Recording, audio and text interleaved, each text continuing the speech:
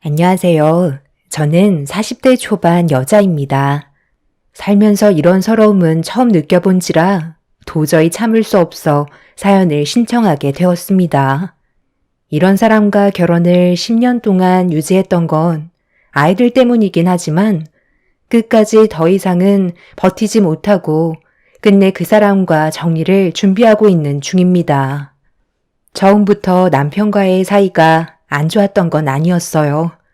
결혼 5년차 때 약간의 다툼이 있었는데 그게 지금까지 화를 키우게 된 거였죠. 제가 쌍둥이를 낳아서 한창 정신없이 바쁠 때 시댁에 소홀했던 적이 있었어요. 기본적으로 신경 써드려야 할 몇 가지를 해드리지 못했고 그로 인해 시부모의 불만이 남편에게로 향하게 되었죠. 제 사정 뻔히 알면서 남편은 제 편을 들어주는 게 아닌 시부모님을 챙기지 않았다고 화를 냈죠. 갓 태어난 쌍둥이 아이를 둘이나 보고 있는데 어떻게 시부모님까지 챙길 수 있냐며 남편이 그런 건 잘 설명해 주는 게 맞지 않냐고 저 또한 불만을 얘기하자 남편은 가진 거 없는 집안 걷어들여 줬더니 뭐가 그리 불만이 많냐고 저에게 상처되는 말을 아무 감정 없이 막 뱉어대기 시작했어요. 아무리 시부모님을 못 챙겼다고 저한테 막말하는 건 도저히 그냥 넘어갈 수 없었습니다. 결국 남편과 이 문제로 그날 한바탕 하게 되었고 서로에겐 씻을 수 없는 상처를 크게 남기는 일이 오고 말았던 거죠. 그러는 당신은 우리 부모님을 5년 동안 제대로 챙겨준 적은 있었어? 필요할 때만 나를 통해 시키기만 했지. 우리 부모님을 항상 무시했잖아. 이럴 거면 나랑 왜 결혼하자고 한 건데? 나는 당신 아내로서 최선을 다해왔다고 생각했는데 지금 어떤 상태인지 뻔히 알면서 아버님, 어머님 신경 못 써줬다고 그딴 식으로 말을 해야 되겠어? 걷어들여 줬다고? 내가 당신 인생을 걷어들여 준 거야. 나 아니면 누가 당신 데리고 살겠어? 애가 하나도 아니고 한 번에 쌍둥이를 낳아서 둘이나 보고 있는 거 뻔히 보이면서 시부모님을 먼저 챙기라고? 당신이 원하는 대로 해줄 테니까 집에 오면 아이들 좀 봐주던가. 환자들 보느라 하루 종일 힘들었다고 집에 들어오자마자 발 닦고 소파에 누워서 TV만 보면서 뭘 바라는 거야? 다른 집안의 가장은 퇴근하고 집에 들어오면 아이 돌보는 아내 힘들다는 거 알고 집안일이며 음식까지 해준다는데 당신은 집에 들어온 순간부터 발가락 하나 까딱거리기 싫어하잖아. 이럴 거면 뭐하러 결혼한 건지 모르겠어. 아이만 없었어도 당장 이혼했을 거라고. 내가 남의 자식 데려온 것도 아니고 당신 자식 키우는 건데 어떻게 된 게 5년 동안 육아는 완전 나 몰라라야. 당신이 나한테 그런 말을 할 때마다 너무 정 떨어지고 같이 살고 싶은 마음까지 사라져 버린다고. 지금은 내가 다 해주니까 집에서도 편하게 쉴 수 있는 거지. 나 없으면 당신이 뭘 할 줄 알겠어? 지금은 감사하게 생각하면서 살아. 주워가지도 않는 거 불쌍해서 데리고 살아주니까. 이젠 아주 간이 배 밖으로 나왔지? 한이 사면 다야. 나도 아이만 없었어도 지금쯤 내 인생 꽃길만 펼쳐졌을 거라고. 당신이 나를 대하는 만큼 나도 똑같이 행동할 테니까 앞으로는 조심하는 게 좋을 거야. 내가 데리고 살아주는 거지. 네가 날 데리고 살아주는 거라고? 남들은 의사 남편 얻지 못해 난리인데 너는 뭐가 그리 잘나서 내 앞에서 지금 입을 함부로 돌리는 거야? 밖에서 환자 보느라 신경이 날카로워졌는데 집안일까지 신경을 써야 돼? 내가 왜 우리 부모님 서운한 말까지 들어야 되는 건데? 내기로 들어오기 전에 그런 건 미리 준비하면 되는 거 아니야? 집에만 처박혀서 애 보는 게 뭐가 그리 힘들다고. 인생 다 사는 사람처럼 내 앞에서 한탄질이야? 그리고 내가 왜 너희 부모님까지 챙겨야 되는 건데? 나 먹고 살기도 힘들고 신경 쓸 것도 한두 가지가 아닌데? 장인 장모님 기분까지 살펴줘야 되는 거야? 한의사 사이 얻었으면 알아서 맞춰줘야 하는 거 아니냐고. 너 말 잘했다. 남들은 의사 사이 얻으면 집안이 거덜날 때까지 퍼준다고 하더구만. 장모님은 나한테 제대로 된 밥 한 끼 대접해 준 적 있어?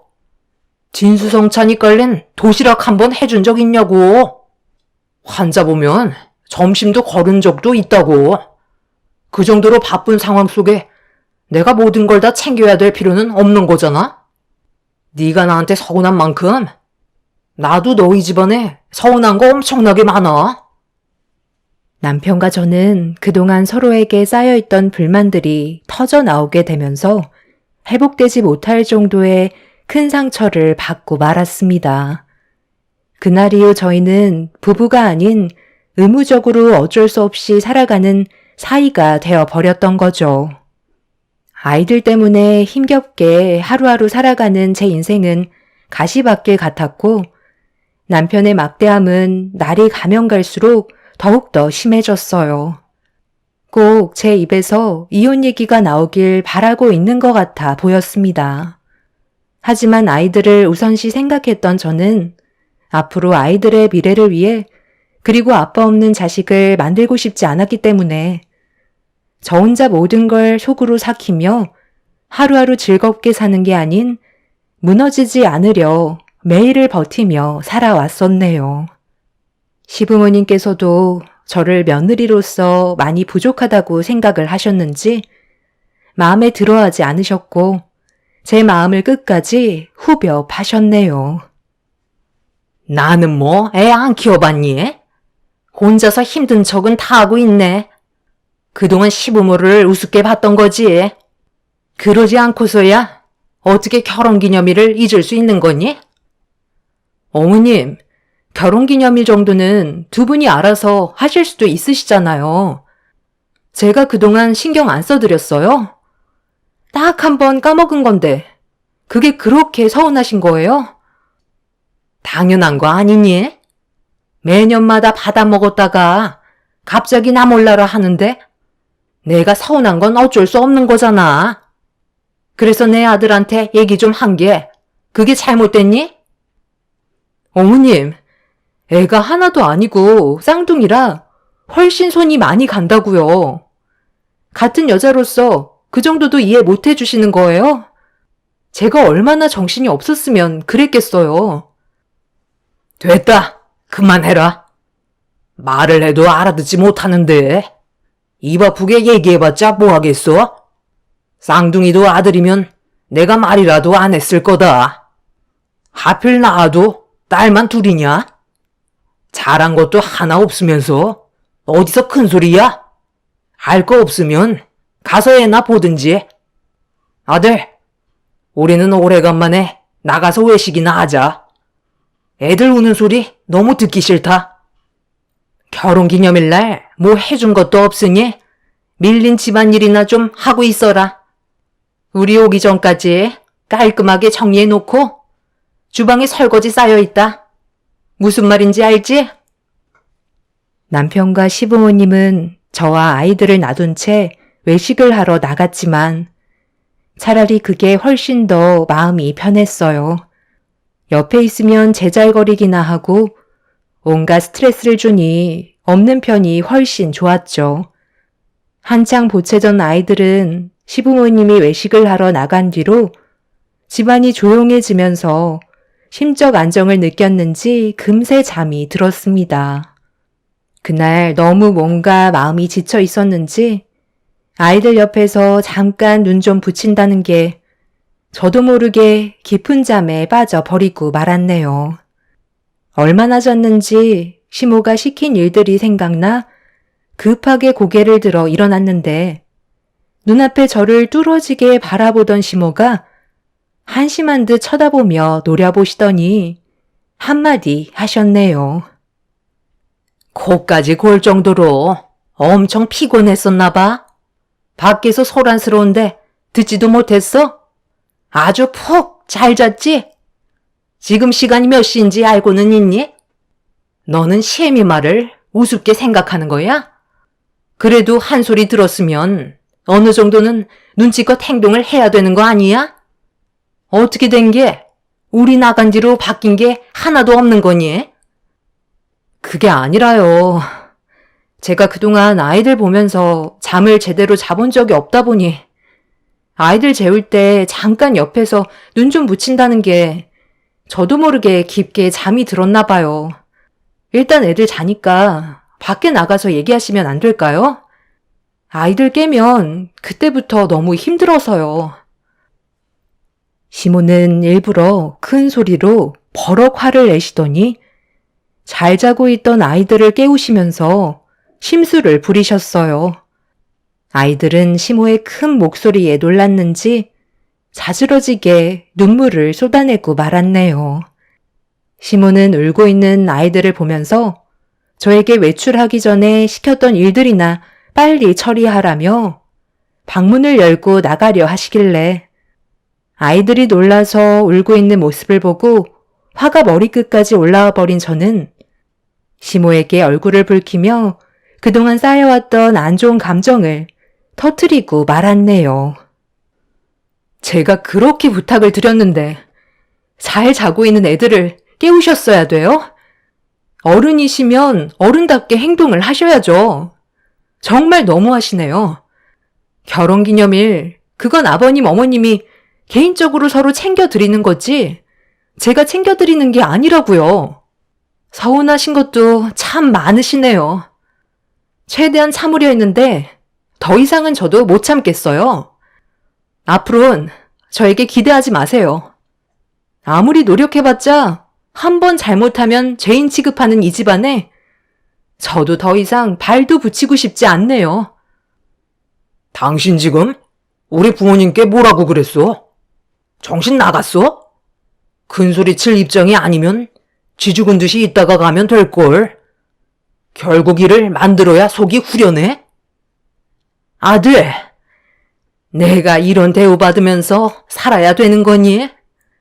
전에는 며느리가 알아서 챙겨주더니 이제는 자기 자식 낳았다고 우리는 거들떠도 안 보길래 잘 좀 챙겨달라고 한마디 한 것뿐인데 이게 며느리한테 욕을 먹을 정도로 내가 잘못한 거니?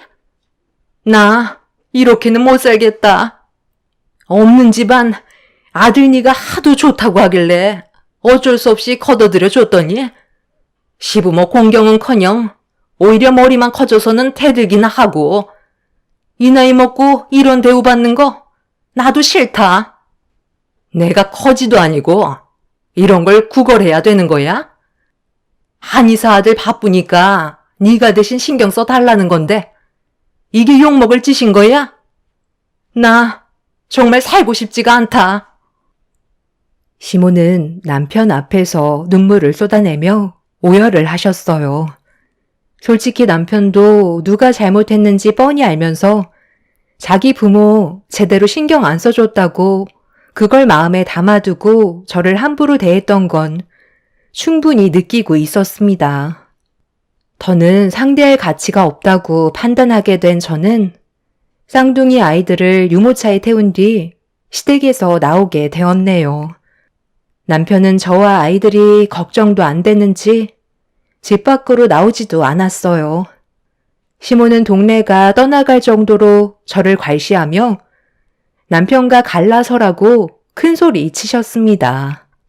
쌍둥이 아이들을 데리고 홀로 나온 저는 택시기사의 도움을 받아 힘겹게 집으로 돌아올 수 있었지만 앞으로 어떻게 살아가야 할지 너무 막막했던 나머지 그 자리에 주저앉아 한참 동안 아이들을 껴안은 채 오열을 하고 말았습니다.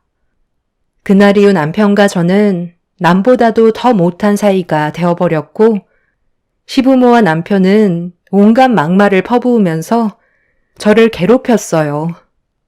그래도 이 악물며 참고 버텼던 이유는 아빠 없는 아이로 만들고 싶지 않아 뽑히지 않는 뿌리 깊은 나무처럼 폭풍이 불어닥쳐도 쓰러지지 않았습니다. 그렇게 살다 보니 어느새 그런 것도 면역이 되어버렸는지 제 마음은 돌처럼 단단하게 굳어져 있는 상태였네요.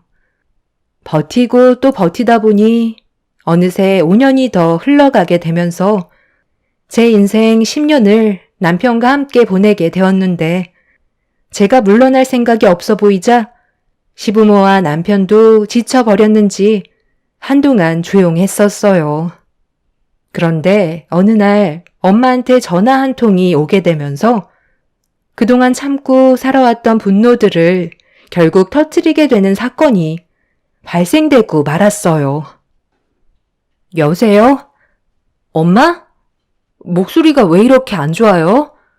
무슨 일 있는 거예요? 아빠랑 병원을 다녀오셨다고요? 어디가 안 좋으신데요? 왜 말을 못 하세요?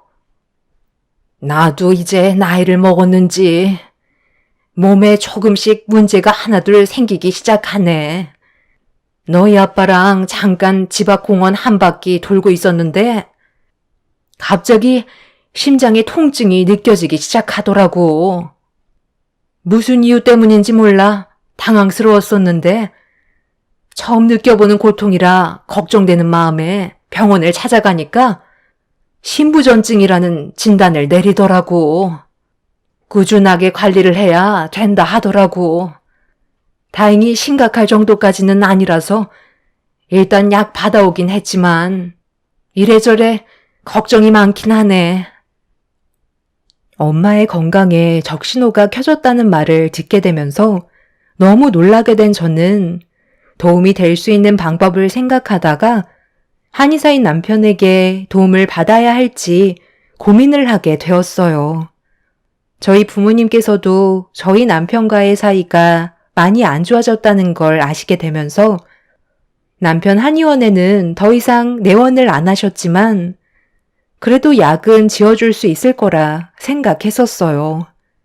시부모와 안 좋은 일이 있기 전에는 제가 해왔던 것들이 있었기 때문에 약 정도는 받을 수 있을 줄 알았죠.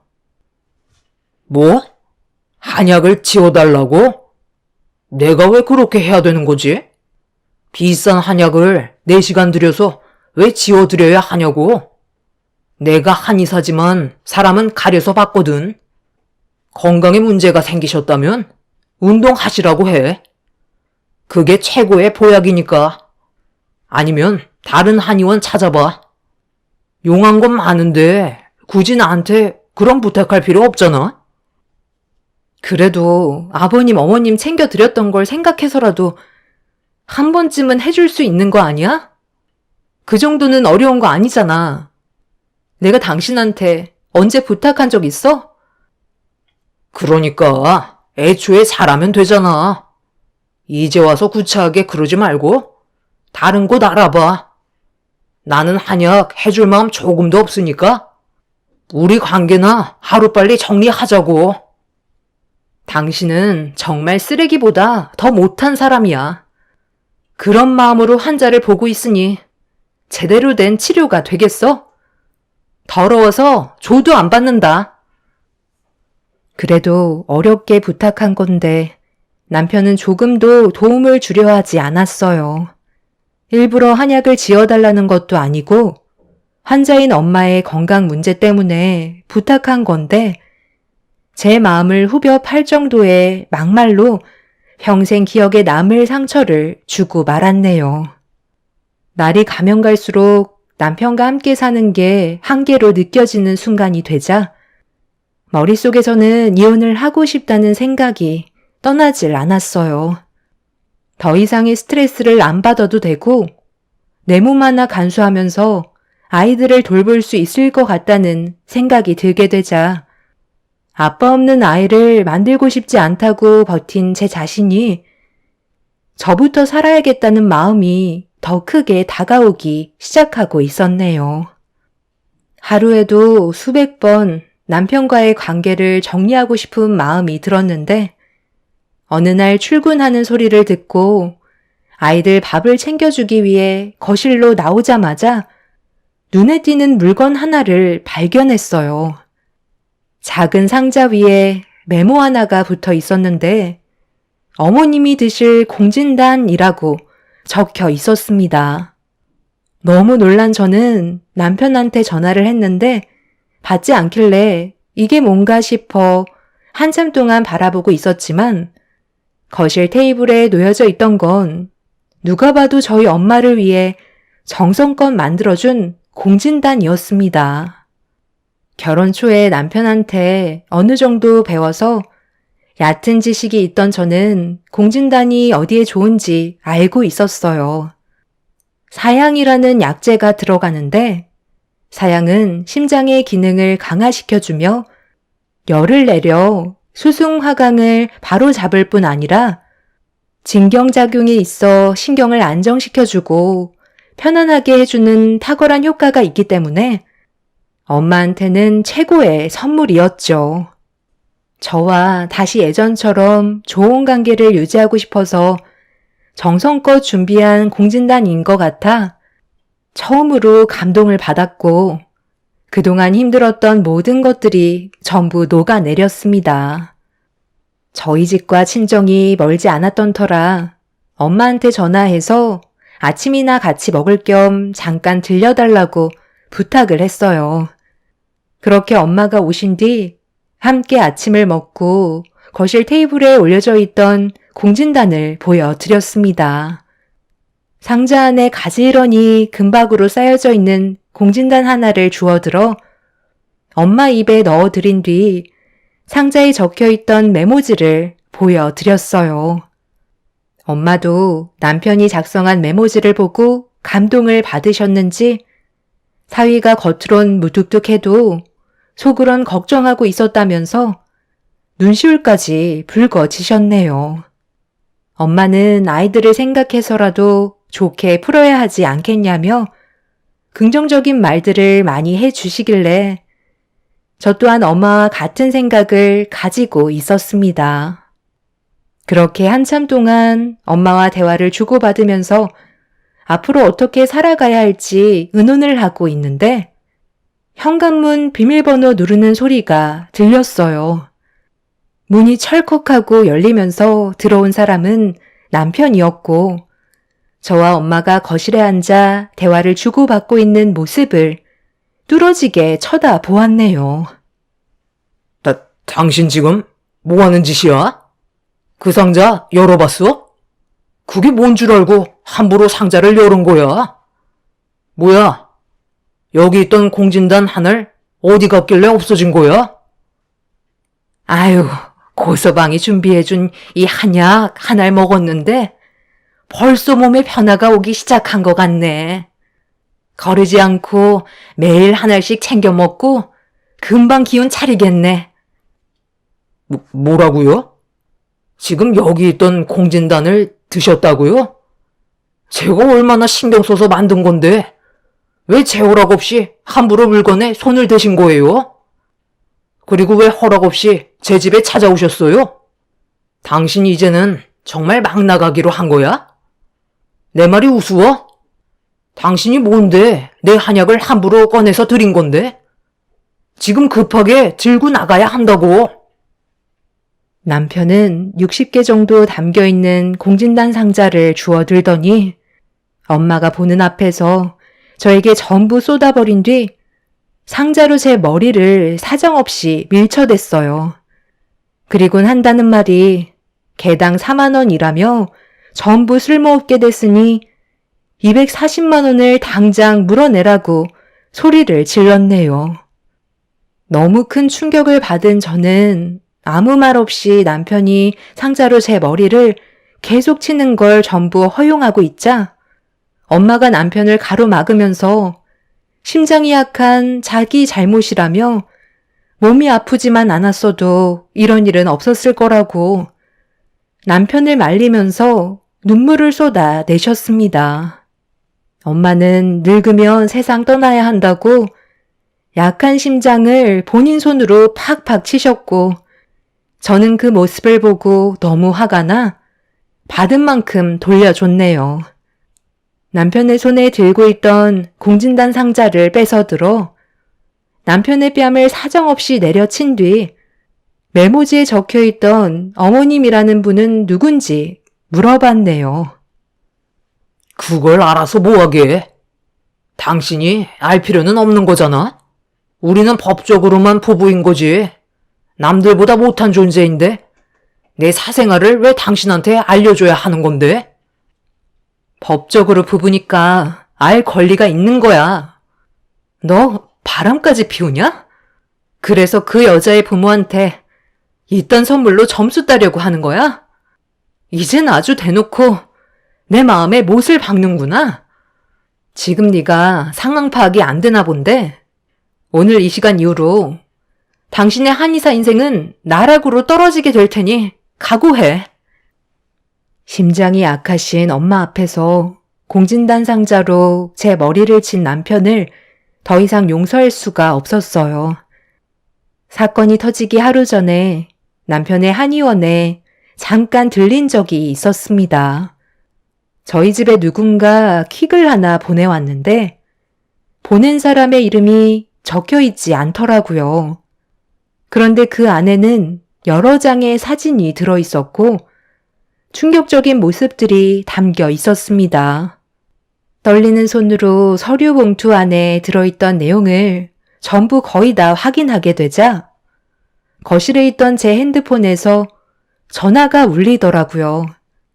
떨리는 마음 진정시키기도 전에 전화번호를 확인하자 흠칫 놀라 받을지 말지 한참 동안 고민을 하다가 놀란 가슴 진정시키며 전화를 받게 되었네요.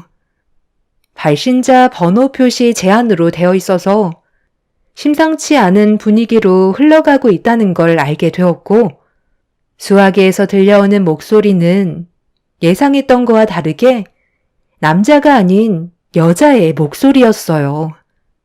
누구냐고 물어보자 얼마 전에 남편이 일하는 한의원에서 일을 그만두게 된 직원이라며 양심의 가책을 너무 느끼게 돼서 그만두게 됐지만 많은 사람들이 계속되는 피해를 입게 되는 것 같아 익명으로 킥을 보내게 됐다며 저와 남편과의 사이가 좋지 않다는 걸 알고 있던 직원은 제가 남편의 잘못된 행동들에 대해 바로 잡았으면 좋겠다는 말을 꺼내었네요.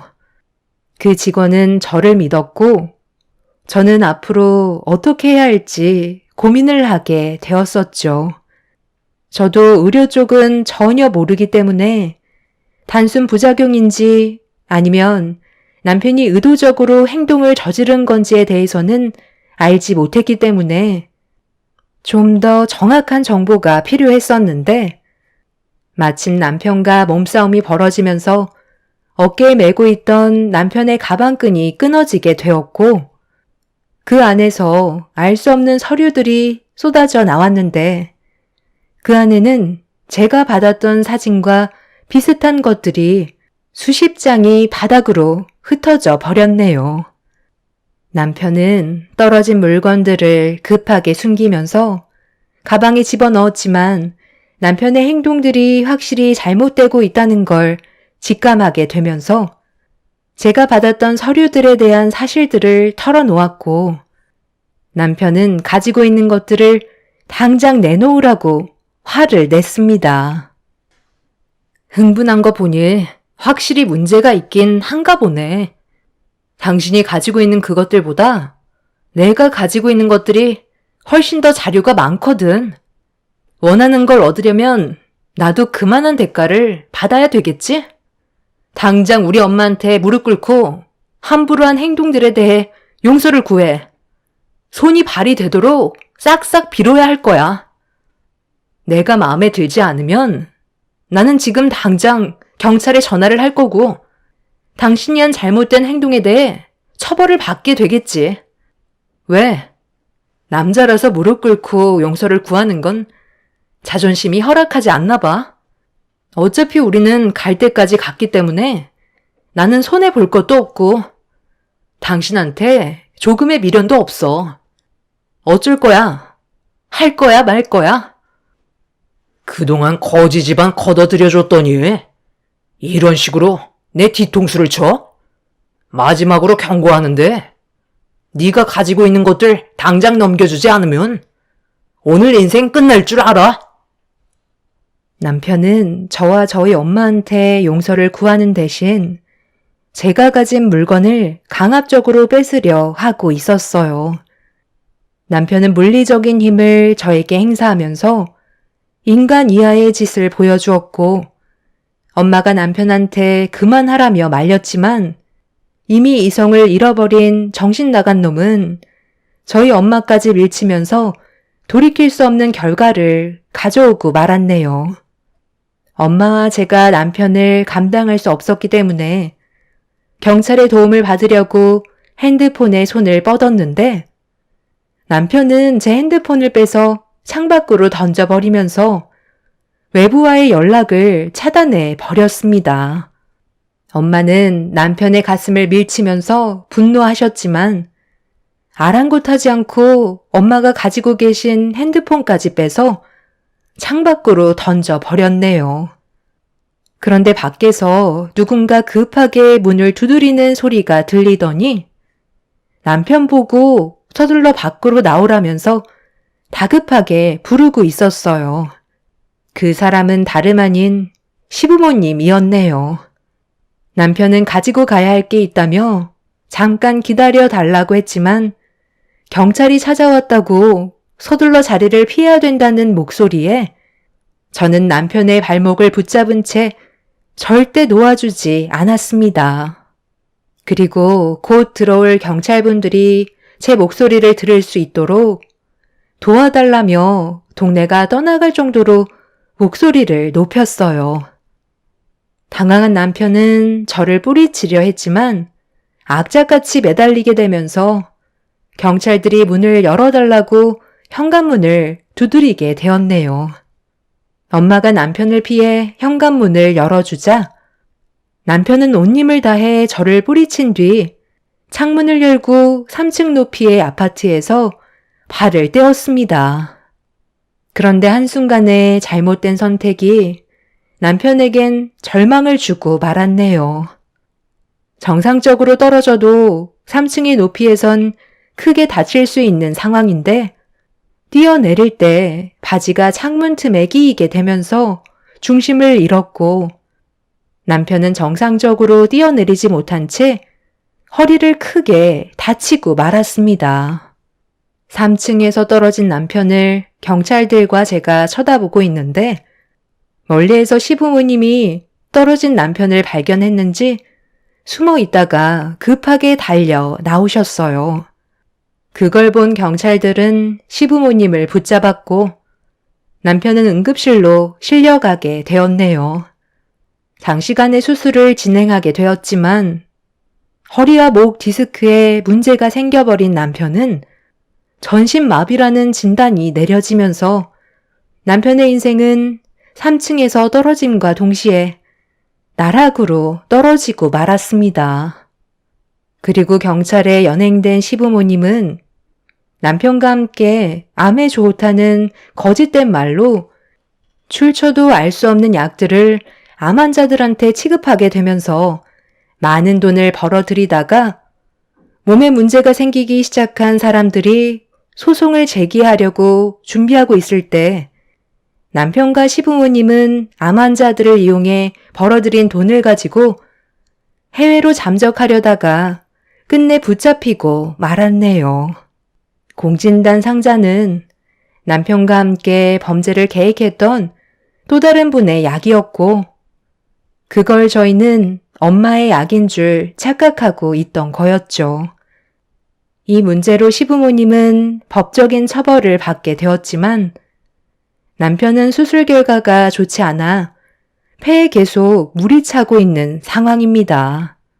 곧 세상을 떠날지도 모르니 마음의 준비를 하는 게 좋을 것 같다는 의사의 진단을 받게 되었네요. 차라리 잘 된 것 같습니다. 남편과 이혼을 했다면 위자료만 받았을 테지만 남편이 세상을 떠나면 모든 재산은 저에게 돌아올 테니까요. 얼마 남지 않은 시간 참아내며 남편의 마지막을 함께 하려 합니다. 눈을 뜨지 못한 채 전신마비로 혼수 상태에 빠진 남편은 그동안 저를 대했던 잘못들에 대해 뉘우치고 있을까요? 처음부터 잘못된 인연이었고 결국 이렇게 마무리가 되어 버렸네요. 앞으로 저희 부모님과 이쁜 쌍둥이 두 딸과 함께 아무런 걱정 없이 행복하게 살아가고 싶네요. 제 사연 들어주신 분들, 여러분들의 삶은 저희 가족처럼 불행이 아닌 언제나 축복이 가득하시길 바랍니다. 감사합니다. 안녕하세요. 나이를 70이나 먹으면서 몸도 느려지고 삶에 대한 마음을 어느 정도 내려놔서 그런지 인생살이가 한결 여유로워진 것 같네요. 벌써 제 아들들을 이 세상에서 떠나보낸 지 5년이나 지나가 버렸네요. 정상적인 생활을 하기까지 그동안 많은 어려움들이 있었어요. 지금도 그때의 일들만 생각하면 자다가도 벌떡 일어날 정도로 악몽에 시달리고 있습니다. 어렸을 적부터 세 아들들은 한 번도 떨어진 적 없이 서로 우애 좋게 살아왔었어요. 싸우기도 많이 했지만 그래도 우애가 좋아 금세 관계가 회복이 되었고 그만큼 서로가 의지하면서 잘 지내왔었죠.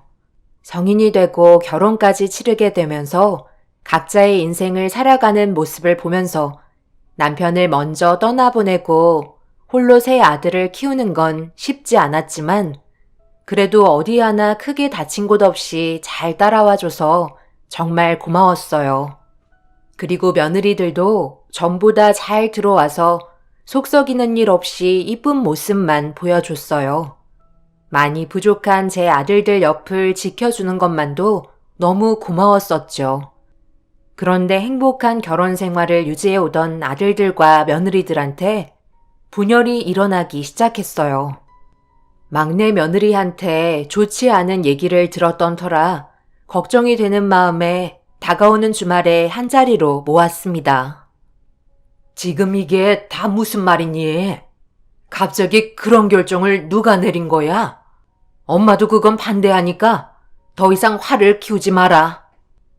이번 여행은 누가 먼저 얘기할 것도 없이 저희 모두가 만장일치로 함께 움직이기로 했어요. 이해 좀 해주세요. 형제들끼리 오래간만에 한번 뭉치겠다는데 어머니까지 반대하시면 어떡해요? 어머니가 며느리들 좀 설득해봐요. 아주 골치 아파 죽겠다니까요. 당신 지금 어머님 앞에서 뭐라고 그러는 거야? 끝까지 고집 부리겠다는 건 아니지? 거기가 어디라고 떠난다는 건데? 형수님은 그래도 저희 편인 줄 알았는데 이번 여행을 꼭 막으셔야만 되겠어요? 마지막이라고 얘기했었잖아요. 당연히 마지막이니까 안 된다는 거야. 정말 인생 마지막 여행으로 끝내고 싶은 거야? 거기가 어딘 줄 알고 가는 거냐고. 우리가 한두 번 산에 오르는 것도 아니고 가이드 붙여서 다녀오는 건데 도대체 뭐가 걱정이라는 거예요? 더 이상 말싸움하기 싫으니까 이제 그만 좀 해요. 우리 형제가 이번에 함께 하려고 1년간 준비한 계획이라고요. 마지막이라고 했잖아. 좋게 보내줘요. 어머님은 이해가 되세요? 스위스로 산악여행 떠난다는 걸 받아들여줘야 된다고 생각하세요? 지금이 제일 추운 겨울이라고요. 자칫하다가 사고라도 나면 저희 셋 다 과부될 수도 있는 건데 왜 이렇게 무모한 여행을 가겠다는 건지 납득할 수가 없어요. 세 아들과 세 며느리는 좀처럼 조율이 되지 않았어요. 저 또한 아들들이 결혼도 했으니 무리한 여행을 떠나지 않길 바랬어요. 하지만 너무 확고하게 마음을 정한 상태라 며느리들이 반대한다고 난리를 쳐도 절대 고집을 꺾지 않았습니다. 집안의 가장이 일주일간 스위스로 떠난다는 건 확실히 문제가 있다고 판단을 했지만 형제들끼리 1년을 계획해서 시간을 만들어 두었다는 거에 저도 참 난감했었죠. 그래도 사람의 일을 아무도 모르기 때문에 위험 부담이 있는 여행은 반대하는 게 옳다고 생각했었고 저 또한 며느리의 편에 서서 손을 들어주고 말았습니다. 홀몸도 아니고 며느리들과 아이들까지 남겨둔 상태에서 일주일의 공백은 무리인 것 같았어요.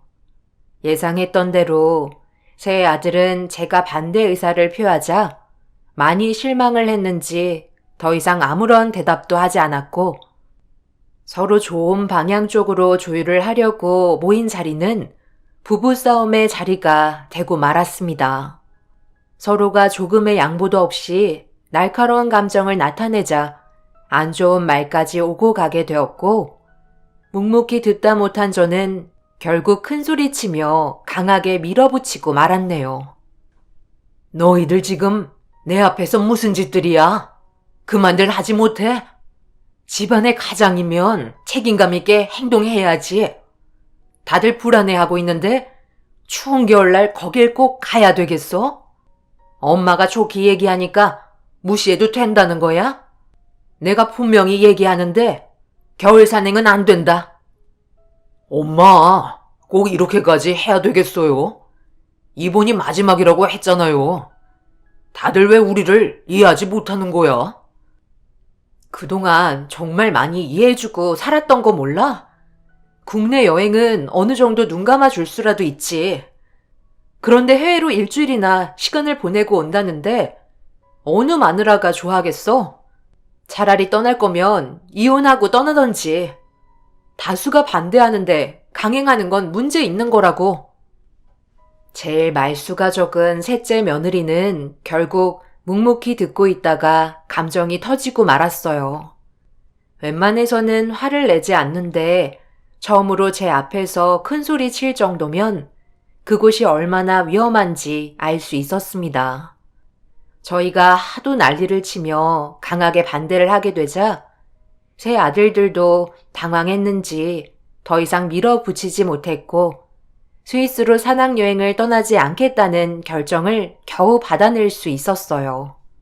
그제서야 며느리들도 안심이 되었는지 침착함을 유지하며 좋은 방향으로 대화를 풀어나갔습니다. 세 아들은 표정이 안 좋았지만 그래도 집안의 가장으로서 책임감 있는 모습을 보여줘야 되는 건 당연했어요. 그날 이후 세 아들 내외 가정에는 평화가 찾아와 두 발 뻗고 잘 수 있을 거라 생각했었는데 이놈들이 저희를 안심시켜 주기 위한 거짓말이었다는 걸 며느리의 전화 한 통을 받게 되면서 알게 되었네요. 이미 세 아들들은 전화기도 꺼버린 상태라 아무것도 할 수가 없었고 큰 며느리는 급하게 공항으로 출발했다는 소식을 접할 수 있었지만 얼마 뒤 다시 며느리들한테 연락이 왔을 때는 이미 스위스행 비행기는 떠나버린 상태였네요. 그날 새 며느리들은 출근도 할 수 없을 만큼 정신적인 충격을 크게 받은 상황이었고 저희 집에 모두가 모여 난리를 치고 말았네요. 이게 다 어머님 때문 아니겠어요? 맨날 오냐오냐 하면서 키우셨으니 저렇게 말을 듣지 않는 거라고요. 이제 어쩌실 거예요? 비행기는 떠났고 무사히 집으로 돌아온다는 확답도 받을 수 없는 거잖아요.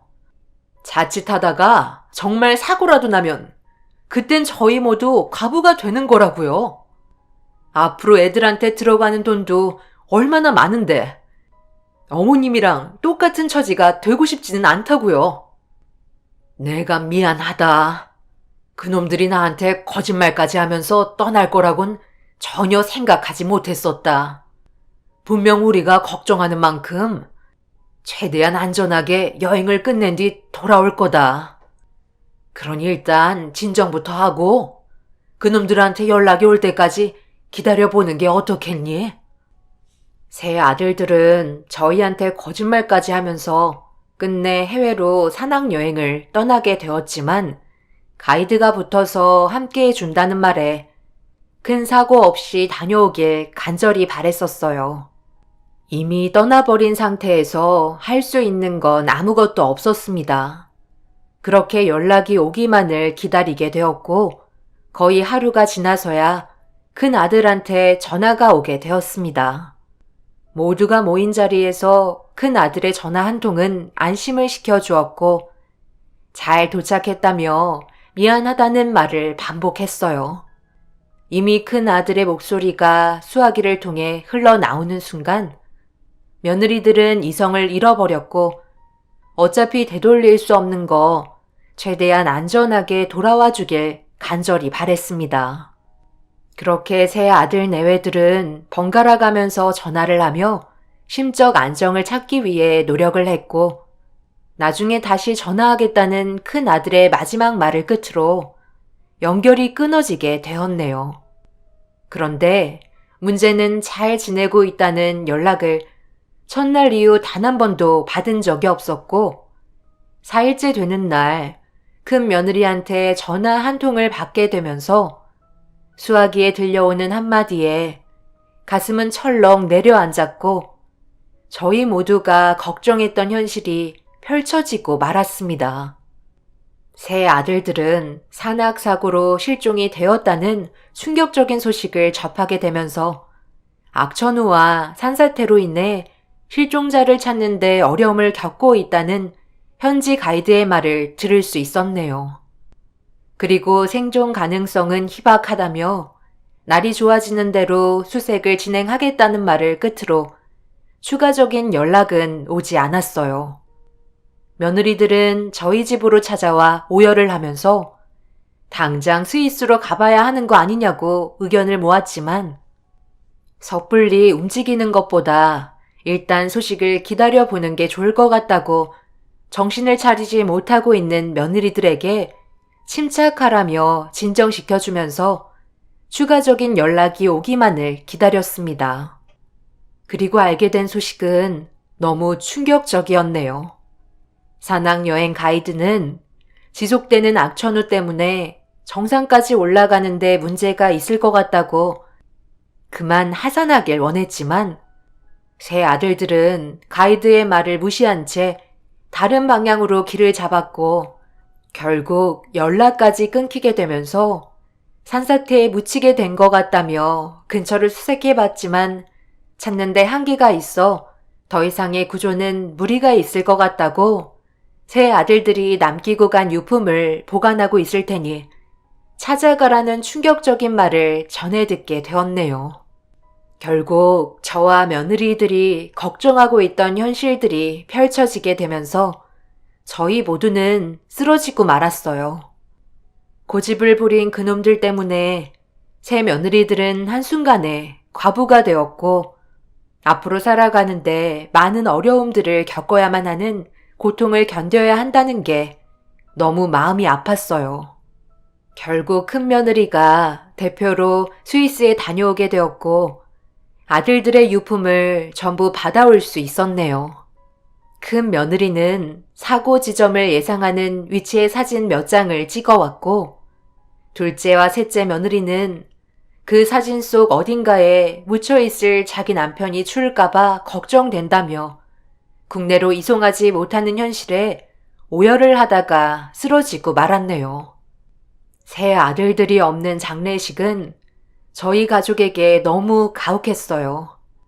본인들이 선택한 길이었지만 남아있는 사람들에게 뒤따르는 고통은 너무나도 컸었죠. 그리고 정신줄을 놔버린 며느리들은 저에게 불만을 털어놓기 시작했고, 저는 아무 말도 해줄 수가 없었네요. 이제 어쩔 거예요? 저희들 앞으로 어떻게 살아가야 되냐고요? 어머님이 좀 더 강하게 반대하셨더라면 이런 일은 벌어지지 않았을 거라고요. 저희가 왜 도움을 요청했겠어요? 고집을 꺾지 못하니까 어머님한테 그 일을 말려달라고 부탁했던 거잖아요. 저는 애들이 앞으로 학교 생활하면서 아빠 없는 자식이라고 따돌림 받을까봐 그게 제일 걱정이에요. 제가 받는 상처보다 아이들이 받을 상처에 하루하루 버티기가 너무 힘이 들어요. 어머님 자식들이 가정을 저버리는 행동을 했으니 대신 책임지세요. 그래요. 어머님 자식들 셋 다 전부 떠났는데 더 이상 살아계시면 뭐 하시겠어요? 그냥 그 길을 뒤따라 가세요. 형님들, 너무 말이 심하지 않나요? 그만들 좀 하세요. 저희도 힘들지만 어머님이 제일 큰 고통을 받고 계신다고요. 저희는 하나의 남편을 잃었지만 어머님은 세 아들을 동시에 떠나보냈는데 누구보다 많은 충격을 받으신 상태세요. 어쩜 아들 셋을 낳았는데 하는 짓이 그렇게 똑같을 수가 있어요? 조금의 의견이 갈리지 않고 함께 움직인 것도 정말 놀랍네요.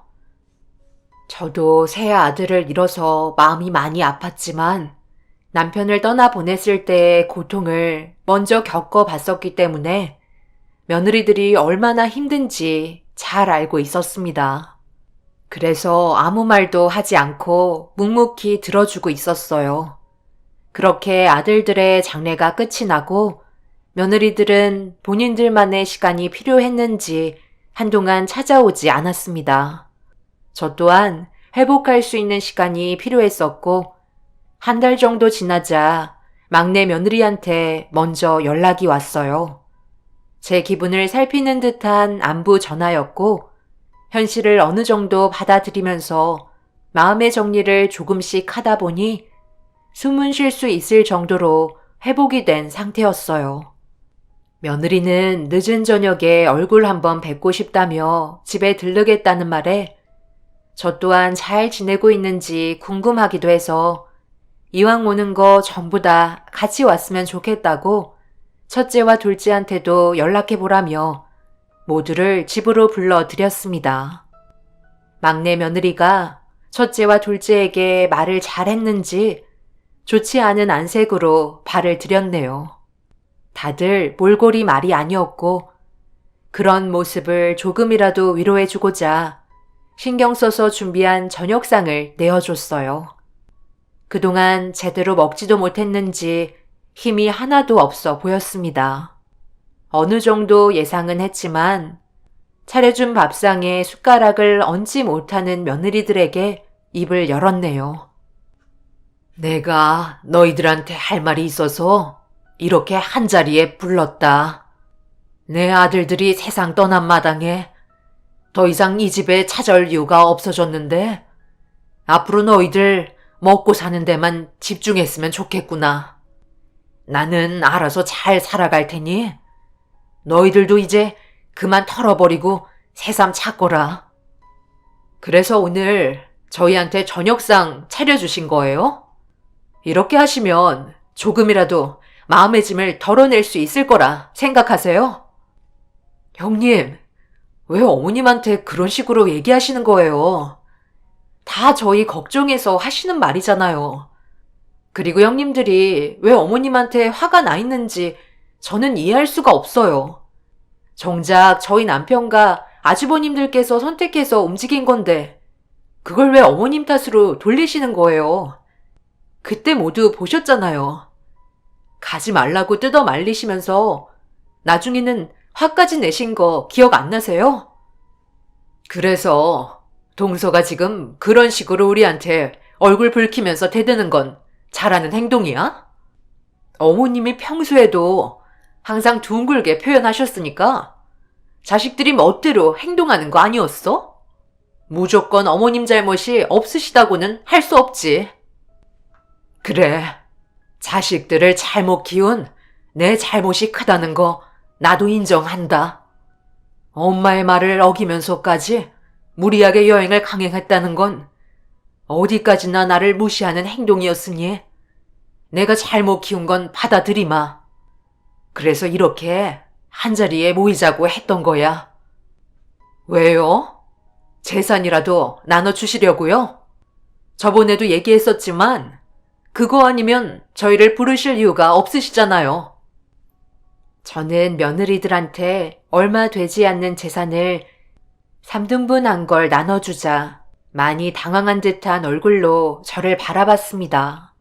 제가 며느리들한테 해줄 수 있는 최선이었고 삶의 보탬이 많이 되지는 않겠지만 그래도 조금이나마 도움을 주고 싶어 그동안 쓰지 않고 모아두었던 재산을 나눠주게 되었어요.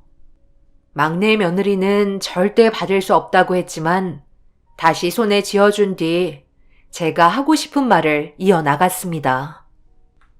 내가 그동안 너희들한테 잘해준 것도 없었는데 내 아들들한테 시집을 잘못 와서 인생을 망치게 한 거에 비하면 보상은 터무니없이 작지만 내가 가진 전부를 똑같이 나눴으니 삶에 보태 쓰길 바란다. 그리고 앞으로 먹고 사느라 정신없을 텐데 굳이 연락하지 않아도 된다. 서로 부담만 될 뿐이야. 못난 시미가 더 해주고 싶어도 이게 전부라 정말 미안하구나. 어머님, 지금 이거 가지고 마음의 위로가 된다고 생각하세요? 고작 3천만 원밖에 안 되는데요. 일단 주는 거니 받긴 하겠는데요. 이걸로 저희와의 관계를 끝내시려는 건 아니시죠? 아직 이 집을 처분하지 않으셨잖아요. 하나도 남김없이 주셔야죠. 형님, 지금 어머님 앞에서 너무 말이 심하신 거 아니에요? 저희 모두가 같은 아픔을 가지고 있는데 어떻게 집까지 처분하시라는 말까지 할 수가 있으세요? 어머님, 저는 이 돈 받지 못하겠어요. 힘든 시기인 만큼 서로 의지하면서 지내면 되는 거예요. 저희가 돈을 바라고 온 건 아니잖아요. 어머님 얼굴 뵈러 온 거니까 도로 넣어두세요. 동서, 혼자 착한 척 그만하지 그래? 그럼 앞으로 어떻게 먹고 살 건데? 삶이 빠듯해지는 만큼 이 돈은 우리한테 정말 중요한 거라고. 동선의 집안 돈 많아? 우리 셋 중에서 제일 쥐뿔도 없는 집안이면서 혼자 깨끗한 척 하지 마. 어머님께서 주시는 돈 당연히 받아야 되는 거라고. 하필 세상 떠난 그이랑 결혼해서 과부가 된 것도 억울해 죽겠는데 이 정도 보상은 내 인생의 티끌밖에 안 되는 거야. 첫째 며느리와 둘째 며느리는 돈 봉투를 들고 자리에서 일어나면서 2번 다시 찾아오지 않겠다며 저에게 마지막 인사를 건넨 뒤에 집으로 돌아갔어요. 막내 며느리는 돈 봉투를 계속 건네주려 했지만 나중에 꼭 필요한 곳에 사용하라고 가방에 넣어준 뒤 돌려보냈습니다. 그런데 둘째 며느리가 갑자기 집으로 들어오더니 돈이 필요할 때 다시 찾아오겠다며 남아있는 집까지 처분해서 현금으로 준비해 두라고 제가 가진 모든 걸 가져가려 했네요. 막내 며느리는 나중에 다시 오겠다며 둘째 며느리를 집 밖으로 내쫓았고 그날 이후 저는 조용히 그곳에서 사라졌습니다. 분명 제 아들들이 살아 있었다면 이런 분열도 생기지 않았을 텐데 무책임한 놈들 때문에 저희 모두 피해를 보고 있었으니 막말을 뱉어도 이해해 줄 수밖에 없었어요. 그만큼 고통 속에 살고 있다는 걸 표현했던 거니까요. 저는 그렇게 인적이 드물고 한적한 곳에 자리를 잡아 혼자서 시골 생활을 하게 되었고 외부와 연락할 수 있는 수단은 전부 다 끊어버린 채 살아오던 어느 날 갑자기 눈앞의 시야가 검게 변하더니 정신을 잃게 되었고 얼마의 시간이 지난 건지 눈을 떴을 때 저는 병실에 누워 있었네요. 그리고 제 옆을 지키고 있던 막내 며느리와 눈이 마주쳤고 어떻게 된 일인지 물어보니 머뭇거리면서 제대로 말을 이어가지 못했었어요. 그리고 잠시 뒤 첫째와 둘째 며느리가 병실에 들어오면서 깨어난 저를 보며 한숨을 내쉬었습니다. 도대체 왜 저희한테 한마디 말도 안 하고 떠나신 거예요? 마을 주민분께서 지나가시다가 집 앞에서 쓰러지신 걸 확인하시고 급하게 병원으로 옮겼대요. 그런 곳에서 사신다고 뭐가 달라지는 것도 아닌데 굳이 그런 결정을 내리셔야 했어요? 어머님까지 그이한테 따라가시려는 거예요? 몇 년 동안 연락 한 통 없이 사라지셔서 저희가 얼마나 마음고생하며 찾아다녔었는데요.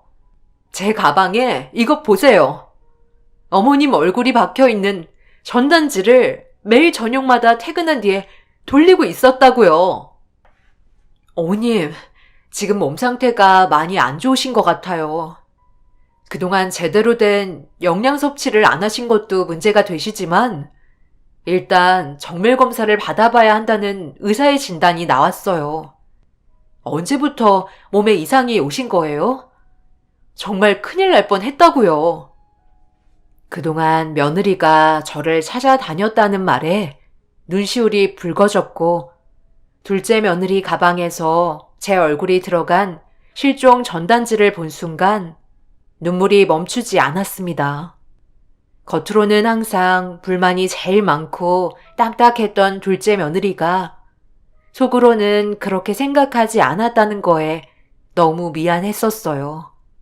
그리고 몇 년 만에 며느리들의 얼굴을 보니 너무 반가웠고 몇 년 사이에 손자, 손녀들까지 몰라볼 정도로 많이 자란 상태였네요. 제 아들이 떠난 뒤에 더 이상 희망 없이 살아가던 저에게 또 다른 삶의 희망이 생겼고 눈 감는 순간까지 며느리들과 손자, 손녀들을 보면서 살고 싶었습니다. 의사는 제가 정신을 차린 걸 확인한 뒤에 정밀 검사를 권했어요. 그런데 정밀 검사 결과에 문제가 생겼는지 의사의 표정은 좋지 않았고 뇌종양이 있다는 말을 듣게 되었네요. 수술도 문제지만 수술 이후에도 생존할 수 있는 가능성이 희박하다며 난감한 듯 저를 바라보고 있었어요. 그대로 방치한다면 돌연사할 수 있는 확률은 높아지게 되는 거고 수술을 한다 해도 생존할 수 있는 확률도 보장받을 수 없기 때문에 확실한 대답을 해주지 못했어요. 그리고 의사의 진단 결과를 옆에서 같이 듣고 있던 새 며느리들은 충격을 받았는지 입을 다물지 못하고 있었습니다. 그렇게 병실로 다시 돌아와 어떻게 하면 좋을지 의논을 하던 도중 큰 며느리가 둘째와 막내를 병실 밖으로 부르더니 대화를 주고받기 시작했고 제가 듣지 못하게 병실 문을 닫았습니다. 몇 년 만에 나타났는데 제 몸에 문제가 생겨서 난감해하는 것 같았어요. 저는 조심스럽게 자리에서 일어나 병실 문 밖에서 무슨 대화를 주고받고 있는지 엿듣게 되었고 며느리들의 대화에 오열을 하고 말았습니다. 다들 어머님이 주신 돈 그대로 가지고 있지? 그거 안 쓰고 보관해 두길 정말 잘한 것 같다. 이번에 수술비로 사용하면 될 것 같은데? 어머님은 그냥 그 자리에 계시면 되지. 왜 이런 사태를 만들어서 큰일을 만드시는 거야? 계획에 차질이 생겨버렸잖아. 그래도 일단 어머님께서 회복하시는 게 우선이니까 자금은 천천히 마련하면 되죠. 어느 정도 완공은 끝났잖아요. 추가적으로 들어가야 되는 잔금은 저희 각자가 조금씩 대출 받아서 메꾸면 될 것 같아요. 입주 날짜까지 건강하셨으면 좋겠어요. 그럼 서둘러 수술 날짜 잡고 좋은 결과 오길 간절히 바라는 것밖엔 없는 거네. 수술이 잘 돼야 우리야 행복하게 사시지. 형님들께서 제 의견 따라주셔서 정말 고마워요. 갑자기 사라지셔서 저희 계획에 차질이 생겼었지만 지금이라도 늦지 않았으니 좋은 결과 오길 바라야죠. 수술이 끝나고 생존하시면 어느 정도 후유 장애가 찾아올 수도 있다고 하셨어요. 며느리가 셋이나 있는데 뭐가 걱정이야? 그럼 이야기 끝난 것 같으니 수술 동의하는 걸로 모두 결정한 거지? 며느리들은 저와 함께 살기 위해 자신들의 재산을 정리해서 주택을 짓고 있었다는 걸 알 수 있었어요. 그리고 수술비로 많은 돈이 나갈까봐 걱정하는 게 아닌 제가 수술을 받을 수 있게 적극적인 모습을 보여주었고 그런 며느리들의 마음에 감동받아 자리로 돌아와 이불을 덮은 채 오열을 하고 말았네요. 잠시 뒤 새 며느리들이 대화가 끝났는지 병실로 들어왔고 수술을 하는 게 좋겠다며 제 생각을 물어보았습니다. 저는 며느리들과 함께 살고 싶었어요. 남은 인생을 모두 함께 모여 의지하며 아들을 잃은 슬픔을 잊고 며느리들과 행복하게 남은 인생을 보내고 싶었습니다. 그렇게 저는 며느리들의 도움으로 뇌종양 제거 수술을 진행할 수 있었고 오랜 시간의 수술 끝에 기적을 맛볼 수 있었네요.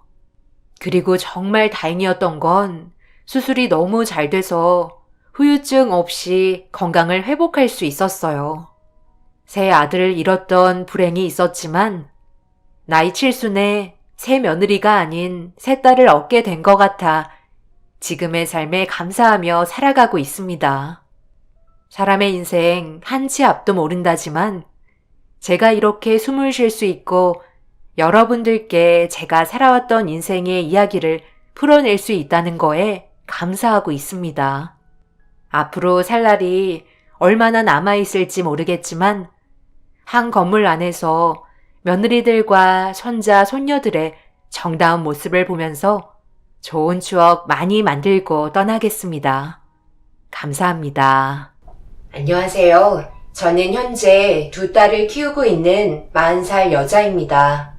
여러분들께서 그동안 살아오신 세월을 되돌아보면 사람이 살아가면서 만들어가는 각자의 인연 속에 무수히 많은 길들이 존재했었고 그 선택이 옳고 그른지 알 수 없는 상태에서 걸어온 삶이 잘 만들어 왔다고 생각을 하실 수도 있고 때론 자신이 만들어온 인연을 후회하면서 살아가실 수도 있으시겠지만 대부분 본인이 결정한 삶이기 때문에 어쩔 수 없이 현실을 받아들이고 묵묵히 앞만 보며 달려오셨을 거라 생각합니다. 저 또한 그렇게 살아왔었고 지금도 제 선택을 후회하지 않고 행복할 수 있는 길을 만들어 가려고 노력하고 있는 중입니다. 그런데 한 가지 고민하고 있는 문제가 생겼어요. 당연히 신중하게 결정하겠지만 많은 분들의 소중한 의견도 도움이 될 것 같아 이렇게 사연을 신청하게 되었습니다. 먼저 지금이 오기까지의 과정을 우선적으로 얘기하는 게 여러분들의 이해를 도울 수 있을 것 같아 7년 전으로 거슬러 올라가야겠네요. 그때 당시 저에게 이쁜 딸아이가 가족들의 사랑과 축복을 한 몸에 받으면서 세상 밖으로 나온 뜻깊은 날이었어요. 그런데 간호사분께서 저희 가족에게 태명이 똑같아서 놀랐다며 이상한 말을 하시길래 무슨 말이냐고 물어보니 저희가 오기 이틀 전에 한 산모가 급하게 산부인과로 들어왔었는데 태어난 아이의 출산명과 똑같다며 신기해 하셨어요.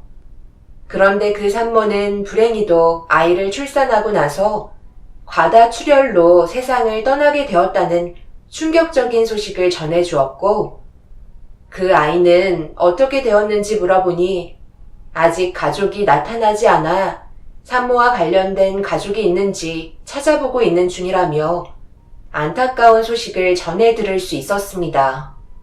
그렇게 며칠 동안 산부인과에서 어느 정도 몸을 회복시키고 있는데 잠시 화장실에 다녀오면서 인큐베이터실의 면회창을 보게 되었어요.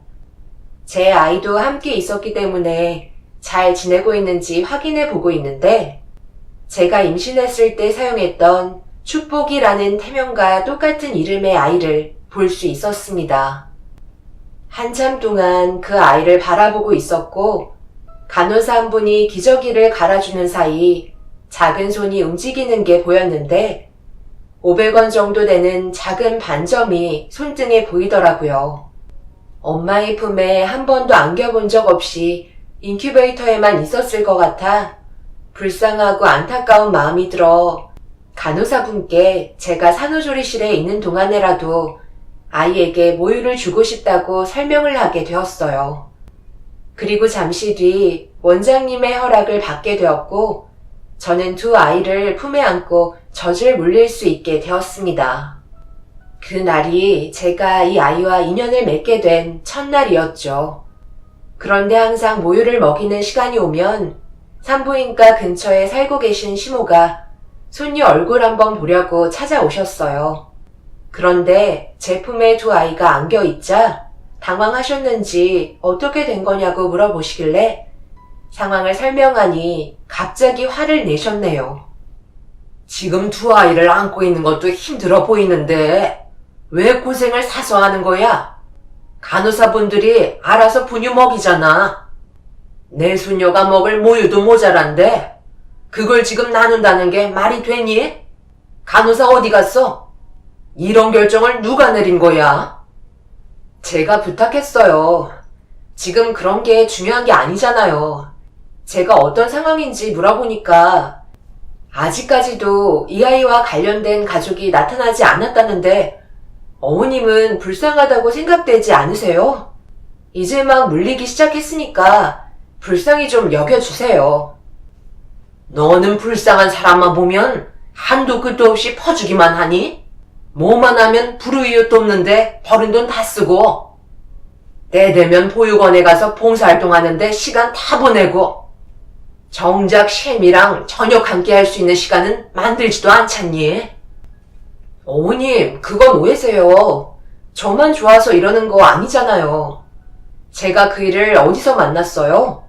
봉사활동하면서 만난 거 아시잖아요. 시모는 항상 남편과 제가 누군가를 도와준다는 걸 별로 좋아하지 않으셨어요. 남편이 봉사활동하는 것도 마음에 들어하지 않았는데 저도 같은 활동을 하고 있다는 걸 알게 된 날부터 저에 대한 애정이 식으셨었죠. 시모는 힘들게 벌은 돈을 타인을 위해 쓴다는 걸 이해하지 못하셨어요. 저희는 어려운 사람들이 조금이나마 도움이 됐으면 하는 마음에 도와드리는 건데 저희들 입에 풀칠이나 하라며 좋게 봐주시지 않으셨네요. 그런 상황 속에 산부인과에서도 부모가 없는 아이한테 모유를 나눠주고 있으니 그 모습이 꼴보기 싫으셨는지 상처되는 말을 옆에서 끊임없이 쏟아내셨습니다. 정말 참고 참다가 결국 너무하신 것 같아 잔소리 하실 거면 그만 돌아가시라고 좋지 않은 표정을 보여드리고 말았네요. 시모도 제가 이러는 모습 보고 싶지 않다며 집으로 돌아가셨고 그렇게 안 좋은 상황으로 전개가 된 이후 더 이상 산후조리실에 찾아오지 않으셨어요. 저는 집으로 돌아가기 전까지 부모가 없는 아이를 돌봐주고 있었고 어느덧 마지막 날이 오게 되었는데 불과 며칠이었지만 제 품에 안겨 있었고 똑같은 태명을 가지고 태어난 아이였기 때문에 더 애착이 가고 있었던 것 같아요. 그래서 간호사분께 아이는 앞으로 어떻게 되는지 물어보려 하는데 밖에서 꽤 소란스러운 대화 소리가 들리길래 카운터 쪽으로 발걸음을 옮기게 되었어요. 아니 내가 지금 비용까지 전부 다 처리하는 것도 속 터져 죽겠는데 나보고 애까지 데려가라는 말이 나와? 몇십 년 동안 연락도 없던 가족이었는데 경찰서에서 세상 떠났으니 뒤처리 해달라고 통보받았을 때 내 기분이 어땠을 것 같아? 어차피 장례 치러봤자 올 사람들도 없을 게 뻔하니 곧바로 화장 처리했지만 그런 절차를 밟는 게 얼마나 짜증이 나는데 애까지 얹어주면 내가 받아줘야 하는 거야? 절대 그렇게 할 수 없으니까 보육원에 두고 오던 당신들이 키우던 알아서 해요. 저기요, 가족이라면서요. 어떤 관계이신지는 몰라도 아무것도 모르는 아이잖아요. 어떻게 보육원에 두고 가라는 말을 아무렇지도 않게 하실 수 있으세요? 아무리 그래도 여기 지금 앉아 계신 산모분들이 수십 명인데 꼭 그런 식으로 얘기하셔야 돼요? 내가 이 아이 이모 되는 사람인데 당신은 누구길래 나한테 지금 이래라 저래라 하는 건데? 관련 없는 사람이면 빠지세요. 제가 그동안 이 아이의 엄마 역할을 해주고 있었어요. 그러니 저도 말할 수 있는 권리는 있지 않나요? 이모라고 했던 사람은 자기와는 더 이상 연관이 없다며 아이를 데려가지 않겠다고 목소리를 높였고 결국 완만하게 해결이 되지 않자 듣기 싫다며 도망치셨고 간호사분들은 이모라는 사람을 더 이상 붙잡지 않았습니다. 저는 이해가 되지 않아 가족이라면 일단 데리고 가야 하는 거 아니냐고 물어보니 간호사 중 한 분께서 차라리 산부인과에서 보호를 받는 게 훨씬 더 좋을 거라며 아이에게는 불행일 수도 있다고 기관으로 보내는 게 훨씬 더 좋은 삶을 살 수 있을 거라는 충격적인 말을 꺼내셨습니다. 제대로 돌봐주지 않을 게 뻔하다는 말이었죠.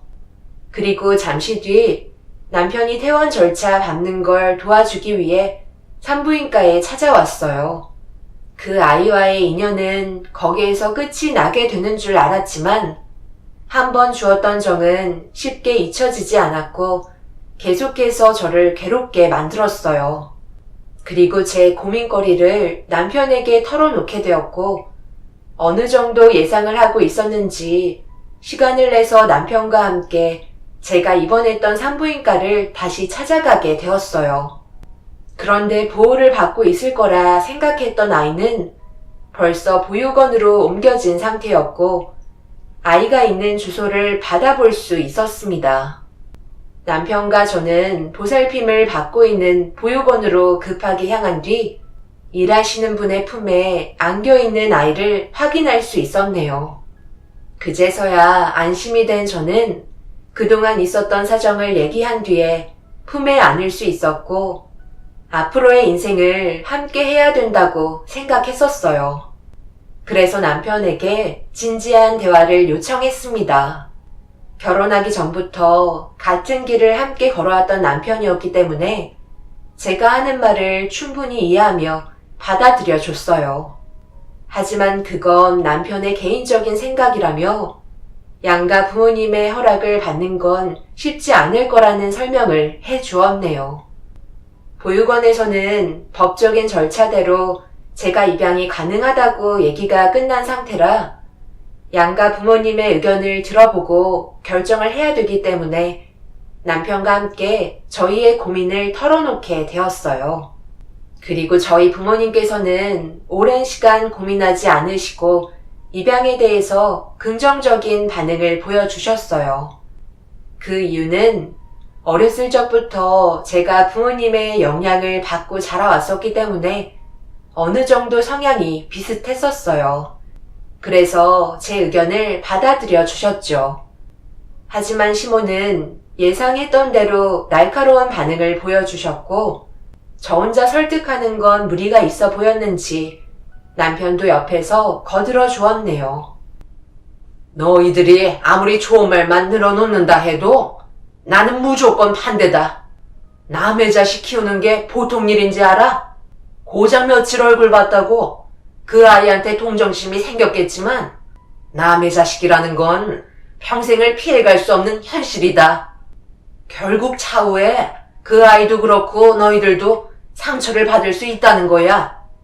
어른들 말 들어서 나쁠 거 하나 없다. 그러니 입양 얘기는 더 이상 꺼내지 마라. 어머니, 이 사람을 누구보다 제가 제일 잘 알아요. 아이들을 얼마나 좋아하는데요. 그래서 산부인과에 있을 때 아무도 하지 않았던 그런 희생을 보여줬던 거고요. 그 모습을 꾸준하게 봐오셨으면서 아직까지 이 사람을 모르세요? 장인 장모님께서는 어찌나 마음이 넓으시던지 저희가 얘기하자마자 바로 긍정적인 답변을 주셨다고요. 어머니도 너무 꽉 막힌 생각은 안 해주셨으면 좋겠어요. 아버지도 좋게 봐주시고 있는데 왜 어머니만 유독 안 좋게 받아들이시는 거예요? 양가지방 가반수이니 아이는 저희가 입양하는 걸로 결정하겠습니다. 그러니 어머니도 그렇게 받아들이고 그 아이를 친손녀처럼 대해주셨으면 좋겠어요. 자식들이 행복하게 살면 그걸로 만족하시는 거잖아요. 저희가 책임지고 잘 키울 테니 믿고 지켜봐 주세요. 내가 왜 그렇게 해야 되는 건데? 나는 분명 남의 자식의 아이는 싫다고 얘기했었는데 지금 강제적으로 진행하겠다는 거야? 만약 너희들이 보육원에 있는 그 아이를 입양한다면 나는 너희 얼굴 세상 떠날 때까지 절대 안 볼 테니까 해볼 테면 해봐라. 어머님, 흥분하지 마시고 그동안 있었던 일들을 옆에서 전부 다 지켜보셨잖아요. 그러니 좋게 생각해 주실 수 있지 않나요? 살면서 의지할 수 있는 가족들이 하나도 없다는 게 얼마나 서럽겠어요. 그런 공백을 저희 부부가 채워준다면 이만한 좋은 일도 없잖아요. 너희들은 평생 남 좋은 일만 하면서 희생만 하고 인생 마감할 거니? 왜 이리들 욕심이 없어? 정말 얼굴 안 보고 살 거야? 이제 막 세상의 빛을 보게 된 아이예요. 앞으로 살 날이 얼마나 많은데 그 길이 저희는 불행이 아닌 행복만 가득했으면 좋겠어요. 남편의 말이 끝나자마자 시모는 모두 알아들었다면서 방으로 들어가셨고 잠시 뒤 짐을 챙겨 나오셨어요.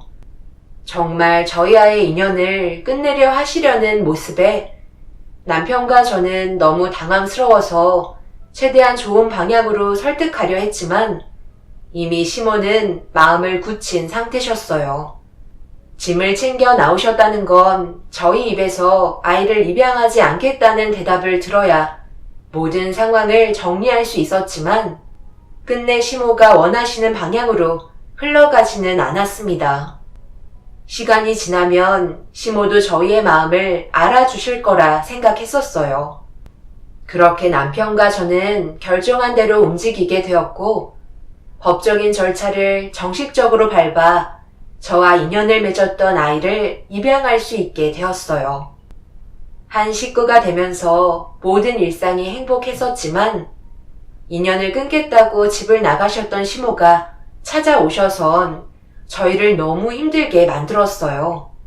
끝까지 부정적인 모습만 나타내셨고 결국 시모는 돌이킬 수 없는 결과를 만들어 버리셨네요. 어머니, 제발 그 아이 돌려주세요. 그건 좋은 방법이 아니에요. 말로 해결할 수 있잖아요. 꼭 이렇게까지 하셔야 되겠어요? 내가 얘기했었지. 끝까지 고집 부리면 뒷감당할 수 없을 정도로 엄청난 일이 뒤따를 거라는 거. 내가 왜 너희들 생각대로 움직이고 따라야 되는 거야? 내가 이 집안의 우더른이면 내 말대로 해야 되는 거 아니니? 맨날 말로만 하니까 얘가 아주 시애미를 물러보고 있어. 절대 용서하지 않겠다고 얘기했지? 오늘이 그날이다. 이 아이 2번 다시 못 볼 곳으로 보낼 거니 그런 줄 알아? 어머님만 반대하셨지. 온 가족이 전부 다 동의한 결과잖아요. 저보다 어머님께서 고집 부리시는 거라고요. 제발 아이만큼은 제자리에 내려놓으세요. 이 문제는 어머님이랑 제가 해결해야 되는 거지 그 아이가 무슨 잘못이에요. 부탁드릴게요. 네가 원하는 대로 해줄 수 없을 것 같구나. 그러니까 문단속을 잘했어야지. 내가 언제 어디에서 나타날지 모른다고 했었잖아. 나를 불행으로 몰아가 놓고 너 혼자 원하는 대로 행복하게 잘 살 거라 생각했니? 2번 다시 이 아이의 얼굴 못 볼 테니까 찾을 생각하지 말거라. 아이들이 낮잠을 자는 시간에 저도 잠깐 눈을 붙이고 있었는데 그 사이 시모가 몰래 문을 열고 들어오시면서 입양한 제 딸을 시모가 품에 안으셨어요. 그리고 제가 모르는 곳으로 데려가시려는 행동을 보이시길래 눈물을 흘리면서 아이를 돌려달라고 애원했지만 현관문 밖으로 나가시려는 시모한테서 아이를 보호해야 된다는 생각이 가득 차게 되었고 결국 저희는 아이를 두고 몸싸움까지 벌어지게 되었네요. 저에게 온갖 욕설을 퍼부으면서 화를 내시던 시모의 한쪽 손으로 머리채까지 잡히면서도 아이를 다시 제 품으로 데리고 오기 위해 온갖 고통을 참아내었고 겨우 아이를 돌려받을 수 있게 되었습니다. 이 아이는 법적으로 아무 문제 없는 제 딸인데 어머님이 무슨 권한으로 저한테서 아이를 뺏으시려 하는 거예요? 지금 하신 행동은 처벌받게 되신다는 거 모르시지 않을 텐데요. 인연 끊겠다고 나가셨으면서 다시 찾아오신 이유가 제 품에서 아이를 뺏으려는 거였어요? 그이는 한없이 착하고 마음도 넓은데 어떻게 어머님은 부끄러운 행동만 하시는 거예요? 이 아이가 누구의 피가 섞였는지 그게 그렇게 중요한 건가요? 나중에 이 아이 얼굴 제대로 보실 수나 있으시겠어요? 오늘은 여기까지만 하고 그냥 넘어가겠지만 항상 긴장하는 게 좋을 거야. 언제든 이 아이를 너한테서 떼어놓을 테고 2번 다시 찾을 수 없는 곳으로 보내버릴 거다. 내가 이대로 우리 아들 고생하는 걸 보고만 있을 것 같아? 다시 한번 경고하는데 그 아이 키우려면 필사적으로 지켜야 될 거야. 머리 검은 짐승 거두지 말랬다고? 그 아이가 커서 나중에 은혜를 원수로 갚을지 그걸 어떻게 알아? 시모는 저에게 엄청난 불안감을 안겨준 뒤에 밖으로 나가셨어요. 그리고 그제서야 한숨 돌릴 수 있게 된 저는 그 자리에서 주저앉게 되었고 긴장이 풀렸는지 어느새 눈물이 흐르고 말았네요. 시모의 마음 이해 못하는 건 아니었어요. 남편과 제 사이에서 태어난 아이도 아니고 제일 손이 많이 가는 신생아를 입양했으니 시모 입장에서는 답답할 수도 있겠죠. 제 뱃속에 태어난 아이 하나 돌봐주는 것도 벅찬데 입양아까지 돌본다는 건 쉬운 문제는 아니었으니까요. 그래도 힘든 것보다 행복한 순간들이 더 많았기 때문에 잘 지내왔었는데 시모가 한번 다녀간 이후부터는 계속되는 불안감 때문에 잠 한숨 잘 수 없는 몸 상태가 되어버렸습니다. 현관 비밀번호를 바꿔놓았는데도 잠깐이라도 졸면 제품에 안겨있던 아이가 사라질 것만 같아 매 순간이 불안했었어요. 결국 제가 힘들어하는 모습에 남편은 다른 지역으로 이사하기로 결정하게 되었고 그렇게 새로운 지역에서의 삶을 살아가면서 어느 정도의 기간이 지나니 심리적으로 안정을 되찾게 되었어요. 그리고 입양한 아이가 제품에서 자라온 지 7년이라는 시간이 정신없이 흘러가게 되었네요. 그리고 시모는 시부와 서로 마음이 맞지 않는다며 늦은 나이에 이혼을 하자고 시부를 괴롭혀왔고 끝내 두 분은 오랜 기간 함께 살아왔던 세월을 등지고 각자의 길을 선택하게 되셨었죠. 시부는 시모와 헤어지시고 난 뒤에 안색이 훨씬 좋아지셨고 온 가족의 평화는 꾸준히 이어져 오고 있었어요. 그런데 안 좋은 일이 시작되면 한꺼번에 몰려온다고 걷잡을 수 없을 정도로 저희 집안에 불행이 찾아오게 되었어요. 남편이 마트에서 장을 보고 집으로 돌아오던 도중 교통사고로 허리에 큰 부상을 입으면서 집안의 가장이 무너지게 됨과 동시에 큰 수술까지 몇 번을 거쳐야 했기 때문에 저희 부모님과 시부의 도움을 받을 수밖에 없었어요. 그리고 남편의 회복 속도는 장기화가 되어가면서 금전적인 부담을 안고 가야만 했죠. 병원에 입원해서 치료받는 것도 힘들어질 만큼 상황이 어려워지자 어떻게 해야 할지 몰라 고민을 하고 있었는데 시부께서 살고 계셨던 집을 처분하셨다며 남편의 병원비와 추가적인 수술비와 치료비를 납부해 주셨습니다.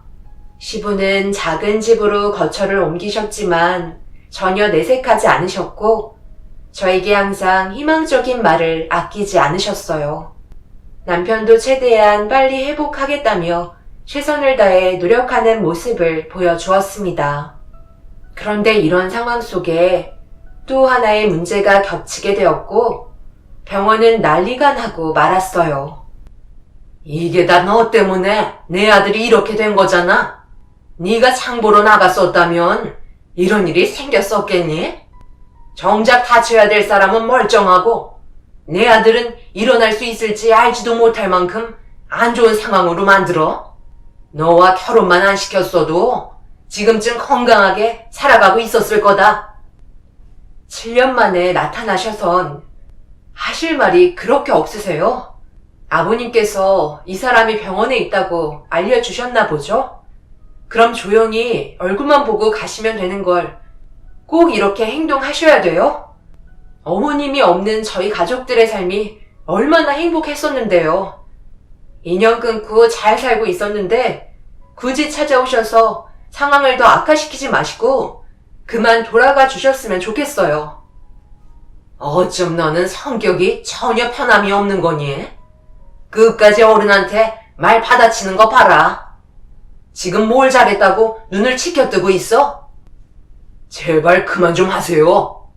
지금 뻔히 안 좋은 상황인 거 아시면서 병원에서까지 불화를 만들어야 돼요? 제가 봤을 때 어머니가 7년 전이나 지금이나 행동하시는 건 변함이 없으시다고요. 궁금해서 오셨으면 병원비라도 대신 납부해 주시고 가세요. 아무 생각 없이 잔소리만 하시려고 찾아오신 건 아니시죠? 단 한 번이라도 어머니로서 좋은 모습을 보여주셨으면 좋겠네요.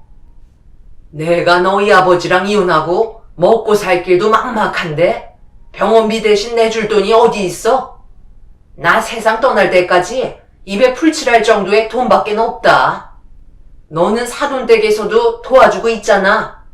내가 지금 도움을 받으러 온 거지 너한테 병원비 주러 온 거 아니다.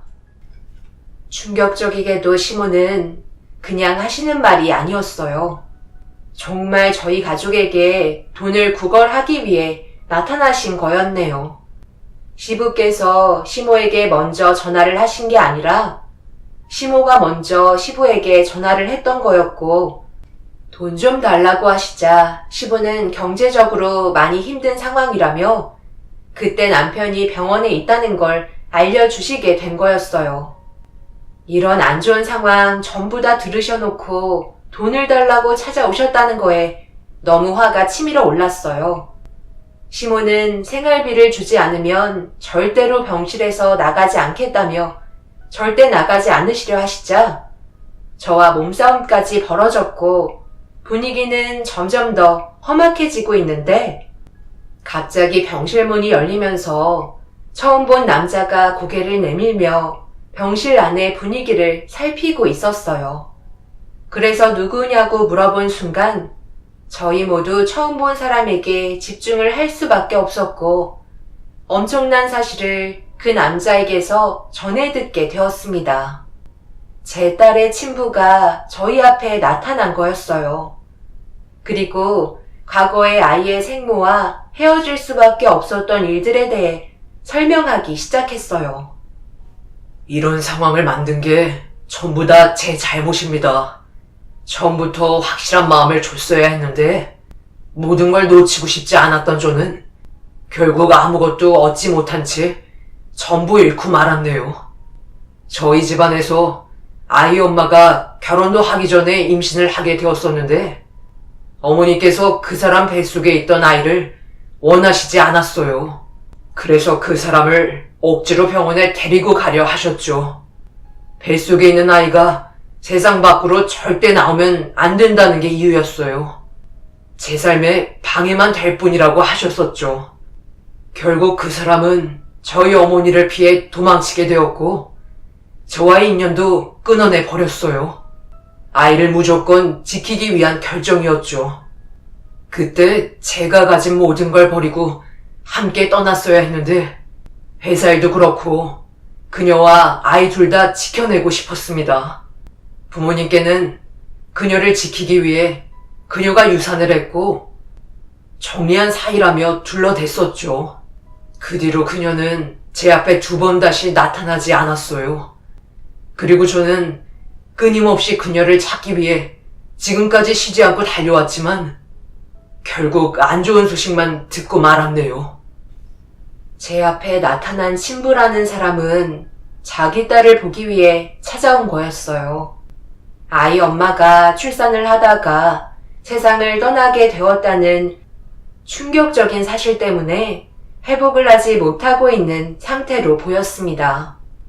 저는 모든 걸 확실하게 하는 게 좋을 것 같아 의심되는 부분이 너무 많아서 정말 친딸인지부터 확인을 해본 다음에 얼굴을 보여주기로 대화를 나누게 되었고 제 옆에 있던 시모는 돈이 많은 집안인 것 같다며 친부라고 말하는 사람을 빤히 쳐다보고 계셨네요.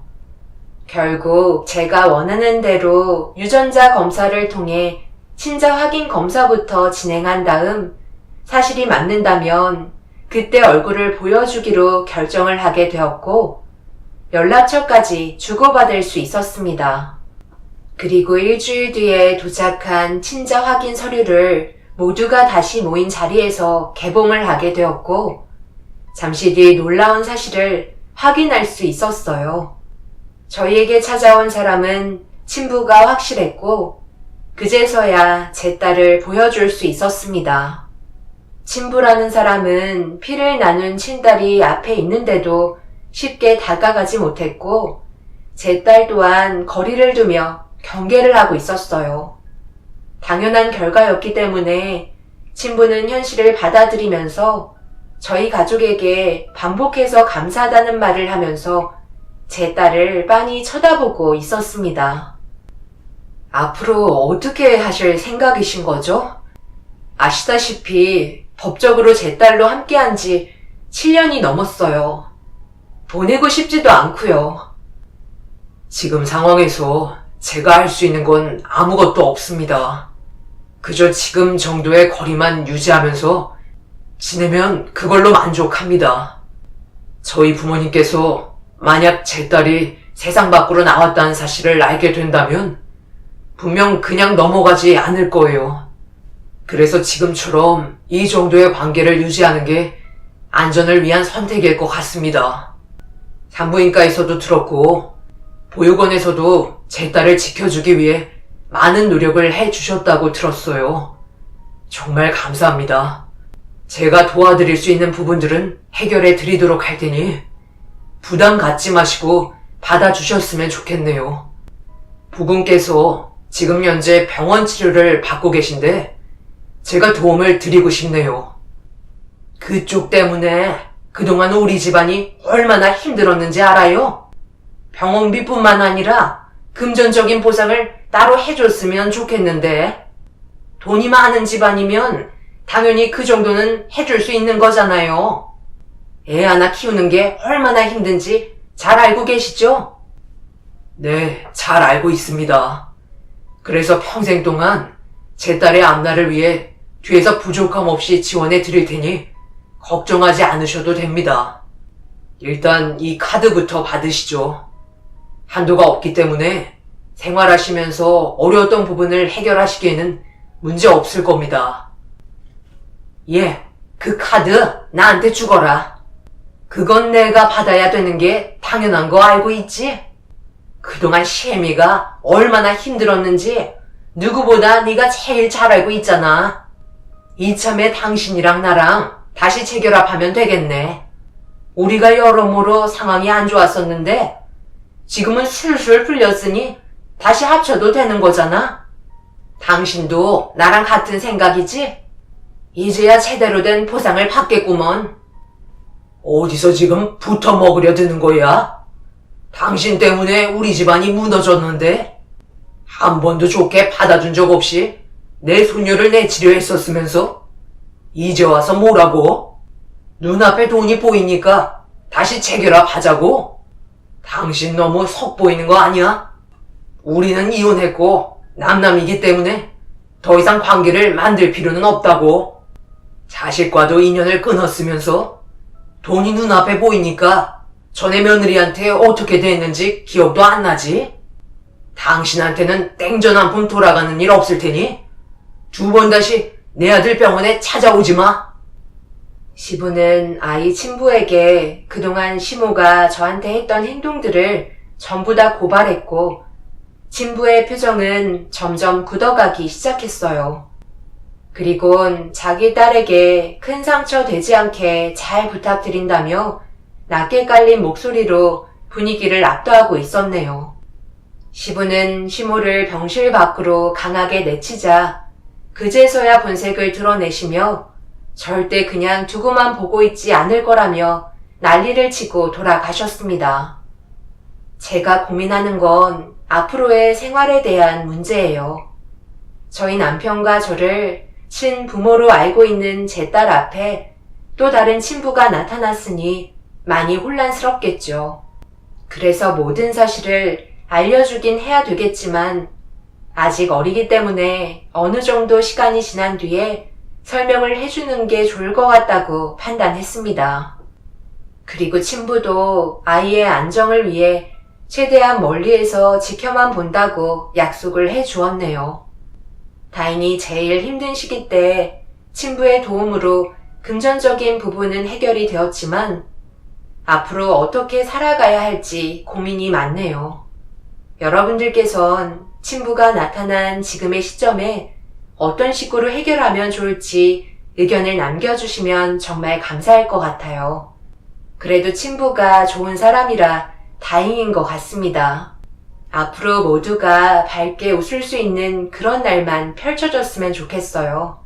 저희 가족이 앞으로도 행복하게 살아갈 수 있도록 많은 응원 부탁드리겠습니다. 감사합니다.